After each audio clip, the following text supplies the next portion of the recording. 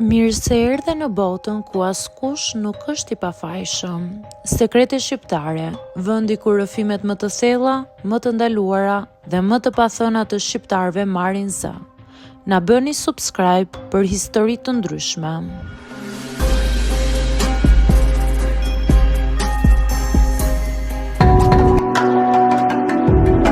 Ka gjëra që nuk i thuhen askujt, as shoqeve, as familjes, as një njeriu. Dhe një nga to është kjo që unë kam mbajtur të fshet gjithë jetën. Jam 38 vjeçe dhe ende nuk e kam humbur virgjërinë. Kur e them me zë në mendjen time, më duket sikur po flas për dikë tjetër dhe jo për veten, por është e vërteta ime. Dhe është një e vërtetë që më ka shoqëruar me turp, me frikë, me pasiguri dhe mbi të gjitha me një ndjenjë sikur jam e ngecur diku mes rinisë dhe maturimit. Unë nuk isha as vajza e turpshme dhe as e mbyllur. Më pëlqente jeta, më pëlqente të dashuroja, por marrëdhëniet e mia gjithmonë përfundonin para se të bëheshin serioze. Disa meshkuj nuk duronin që unë nuk isha gati. Disa më bënin të ndihesha nën presion. Disa u larguan sapo e kuptuan sa serioze e shija unë intimitetin. Me kalimin e viteve, mosha rritej dhe frika rritej bashkë me të. Kur mbusha 30 vjeç, aty më filloi paniku. Të 30-tat më gjetën me një mendim që më hante shpirtin. Si doja shpjegoj unë dikujt? A do më marrë njëri seriozisht?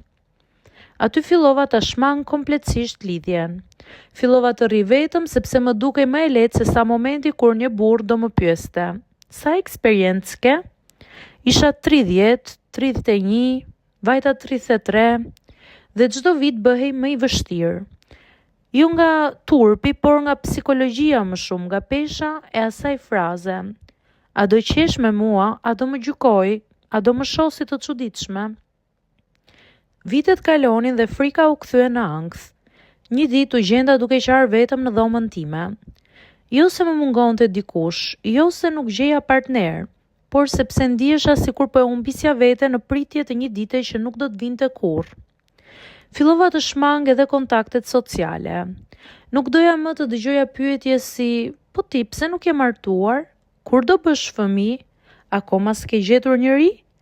Njerëzit nuk e dinin fare çfarë betejash luftoja unë brenda. Dikush erdhi në jetën time. Vit i ri, punë e re, u njoha me një burr ndryshe, i qetë, i butë dhe inteligjent. Nuk më pyeti për të shkuarën, nuk më nxitoi për asnjë gjë. Por çdo shenjë ti e mirë, vetëm sa e rriste më shumë ankthin tim. Sepse çdo herë që më shikonte gjatë në sy, unë mendoja: duhet i them? Po si t'ja them? Një natë, ndërsa po pinim çaj, ai më tha me një ton të ulët dhe shumë të ngrohtë: "Nuk ke pse trëmbesh nga unë." Dhe atë natë u thye diçka brenda meje. Ndoshta ishte muri që kisha ndërtuar prej 20 vitesh. Ndoshta ishte frika që fillova të dorëzohesha. Pas shumë netësh pa gjumë, frymë të rënduar dhe mendimesh që nuk të lënë të qetë, mora guximin dhe i thash: "Kam një të vërtetë që nuk e kam thënë kurrë dhe nuk dua të më kthesh në shaka." Ai ul pranë meje, më vështroi pa gjykim dhe unë u drodha.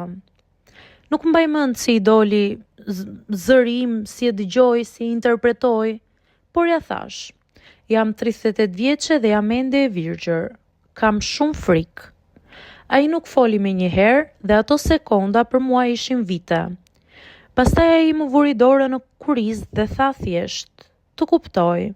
Nuk ka asnjë turp, nuk ka asgjë për t'u nxituar. Ti je shumë më tepër se ky detaj."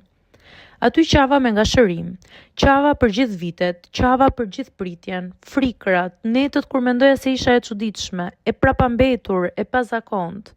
Qava dhe u çlirova. Po sot, nuk ka rëndësi nëse diçka ka ndodhur apo jo. Rëndësi ka që për herë të parë në jetë nuk kam më turp nga vetja. Nuk jam më e frikësuar nga ideja. Nuk jam më rob i moshës, i rregullave, i paragjykimeve. Kam mësuar që intimiteti nuk është garë. Nuk ka orar, nuk ka moshë të saktë, nuk matet me eksperiencë, por me siguri dhe me respekt.